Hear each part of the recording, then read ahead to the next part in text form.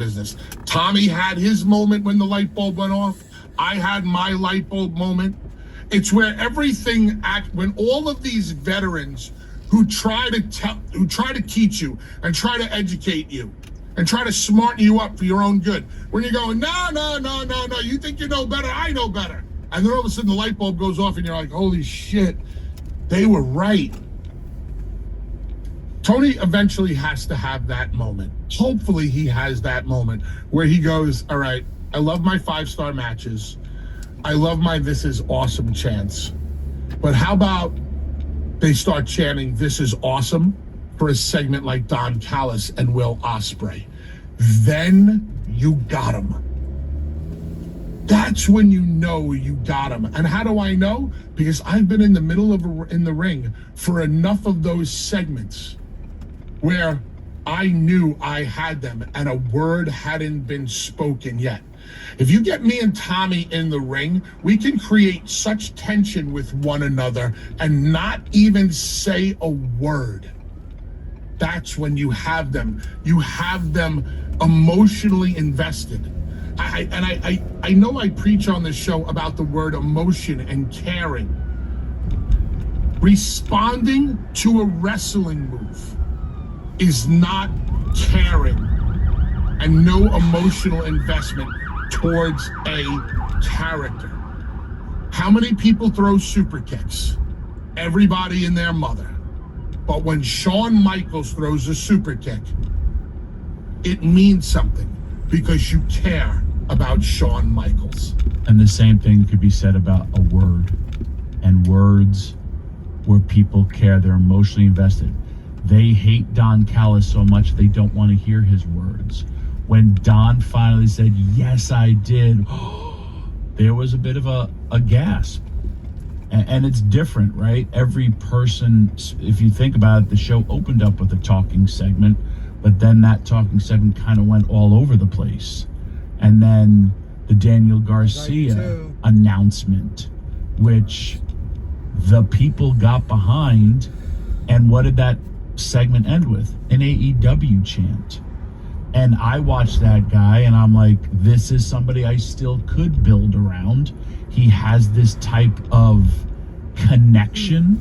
Same with what Jericho said about Briscoe. But it's the person, it's the character, and it's the thing. The one thing that I would have wished they would have said, I wish he would have said my contract is expiring. And and I know there's a lot of rumors that I might leave. And I gotta be honest, and that's the one time I wanted internet rumors to be addressed, because to be honest, I did not know what he was there to talk about. Am I retiring because I'm hurt? Or am I this? There are two different things of that presentation and then I would also tell him, hey, by the way, to what Bully pointed out before, half of your promo towards the end when you were that excited, you turned your back on the camera and you were just talking to the people, which I get, which you have to come back and open up to that camera, because main players are the people watching at home that want to know about it, as opposed to when you turn your back to those people and then you're addressing everybody. There was just a little bit too much time. Yeah, I think we lost Tommy for a second, but I understand what he was saying. And Bully, really quick, that was the same thing with Luchasaurus. I did not know that Luchasaurus was having some health issues and was in the hospital. And I asked Paul before our show, I said, what's going on with Luchasaurus? And he said he had some health issues. He was in the hospital. I didn't know about that. I didn't see that on social media. I didn't see that on the internet. But Christian alluded to it when he had the face-to-face with Hook. But if you don't address it and you don't talk about it, how is the viewer supposed to know about that if it's not being addressed? Same thing with Daniel Garcia. That's all internet rumor. That was all internet rumors. Unless you make it part of the storyline, your fans aren't going to know. Dave, Daniel Garcia did a good job last night. And as Tommy said, yes, they ended with an AEW chant. But man, did they miss a huge opportunity with Daniel Garcia. If I'm Daniel Garcia, I'm walking out to that ring with a manila envelope. And I'm telling the people that what I hold in my hand is a contract for my future, a contract for my wrestling future and the future of my family and my life. And I start to talk about the contract that I had in my hand. And then I would tell the people, this is not an AEW contract. This is a contract from another wrestling company. And I think you all know what wrestling company this contract is from. And I gotta be honest, people, this is a very lucrative contract. And the numbers on this contract are almost double than what was offered to me by Tony Khan and AEW. And I got to worry about Daniel Garcia, and I got to worry about my family, and I got to worry about this one day. And this is a very, very difficult decision because you've all been so good to me here at AEW. Blah, blah, blah, blah, blah. I would reel the people all the way in to the point where they're like, no, Daniel, no, you're not going to leave us. You're not going to sell out to this other company. And then he rips the contract up. Fuck this contract. Fuck that other company. Blah, blah, blah. AEW is where I started. AEW is where the best wrestle. AEW is where I want to be. AEW is my, I'm getting goosebumps, and this is Jackson W says, meet at door. Please leave items at garage door. And then Daniel Garcia says, I'm staying with AEW. Dave, what do you think of that idea? I love it. I love it. Please leave items at garage door.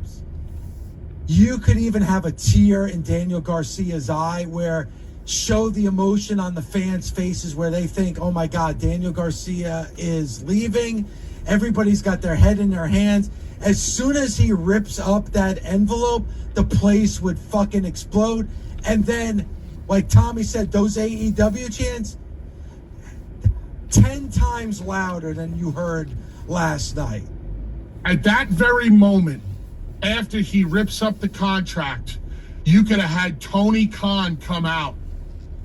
Tony Khan hands him a brand new AEW contract, hands him a pen. Tony turns around. Daniel Garcia puts the contract on Tony Khan's back, signs his new AEW contract. They hug, hands in the air, massive AEW chant. You go off to commercial. Bully, it's perfect because the way they did it last night, two things. Either because they didn't address it and they didn't make it part of a storyline, you're...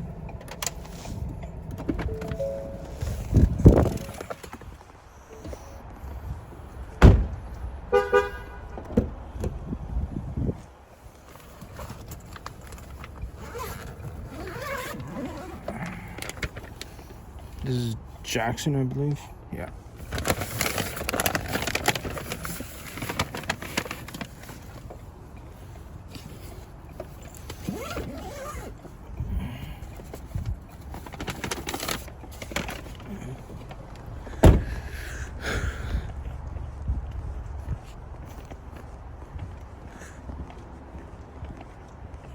Seven. What you say?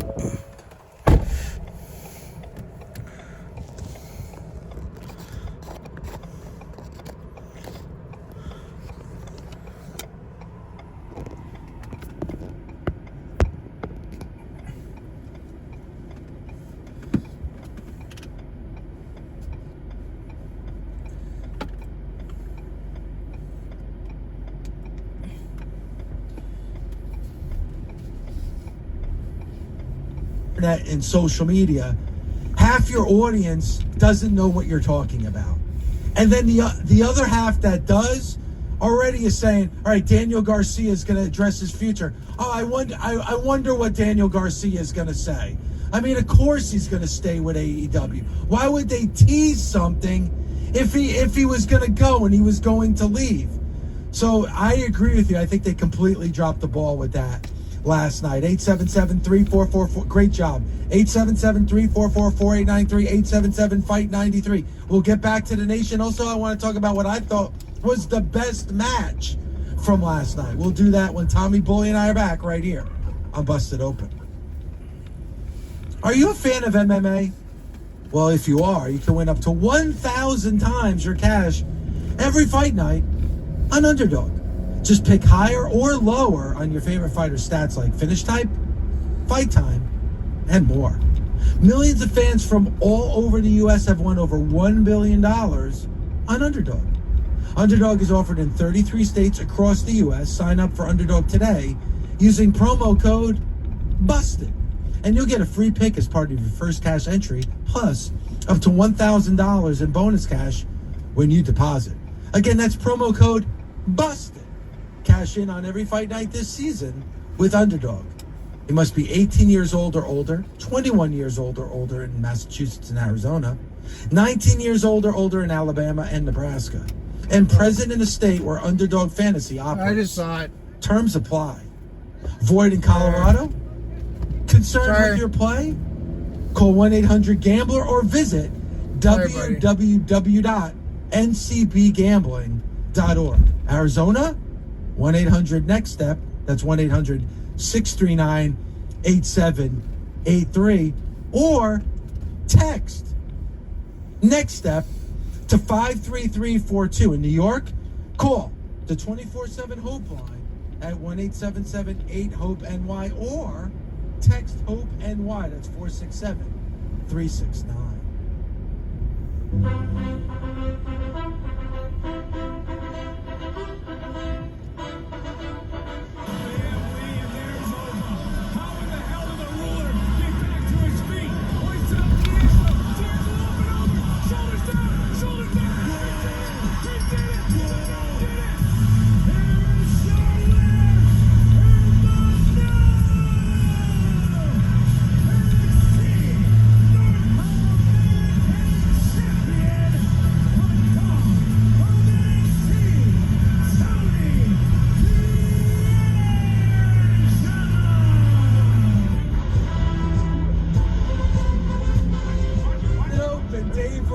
Tommy Dreamer, Bully Ray. Feels like this past week has all been about shock and awe.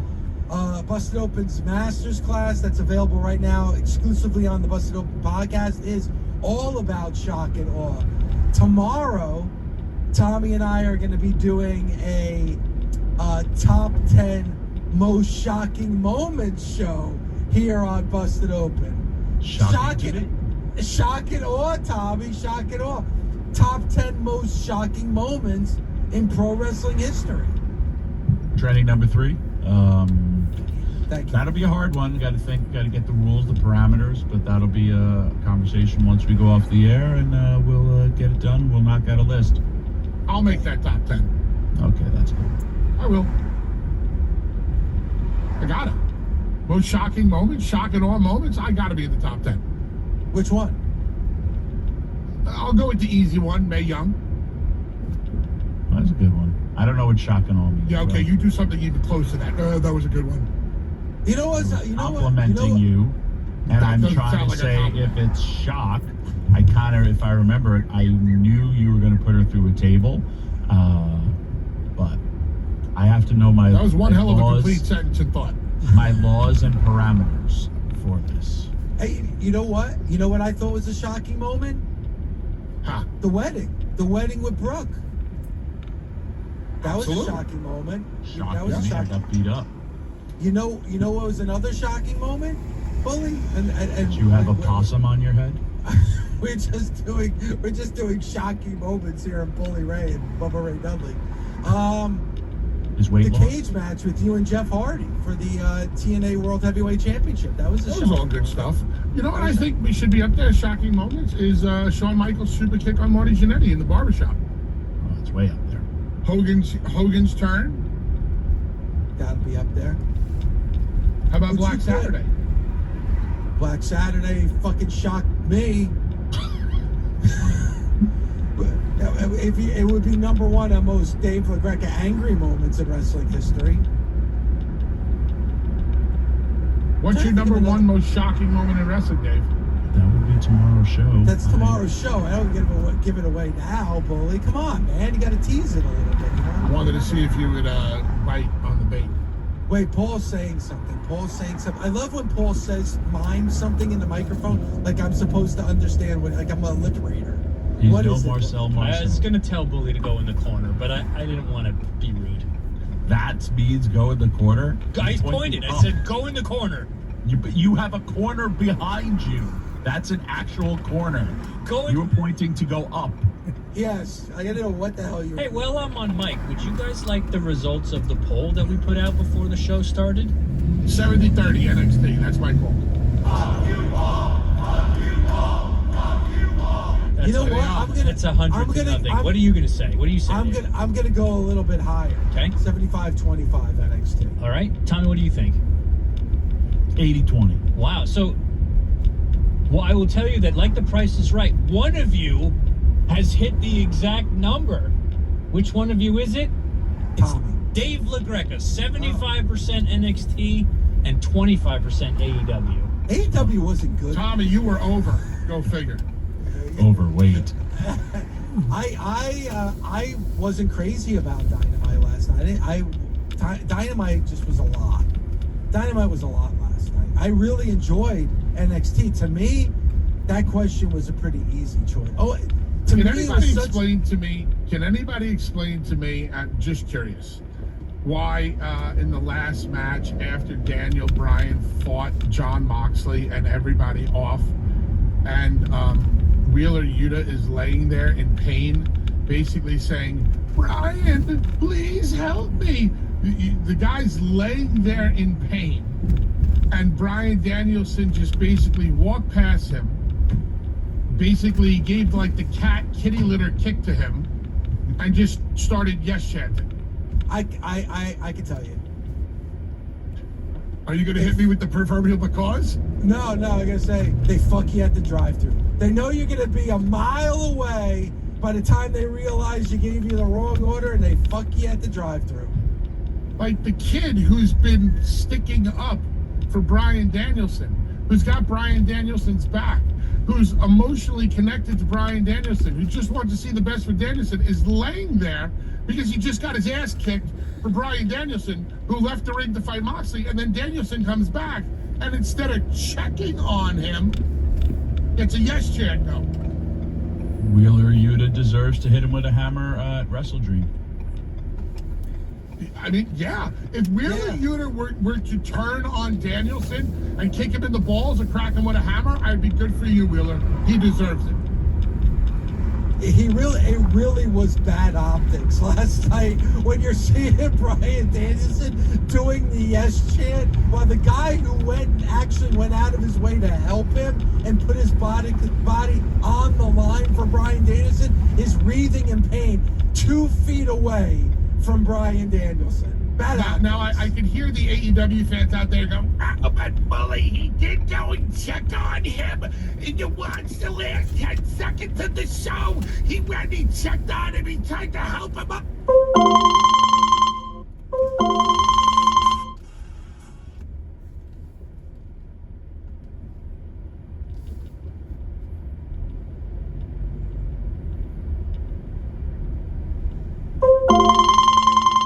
Stop calling.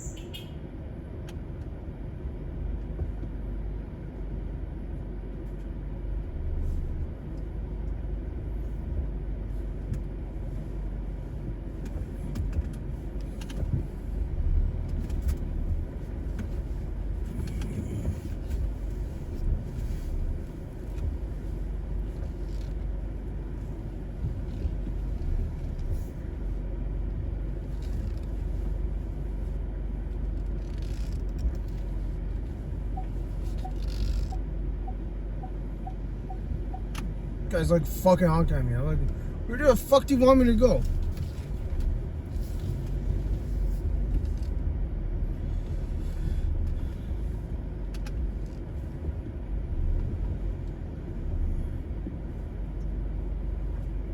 Relax, buddy. I'll be right back, okay?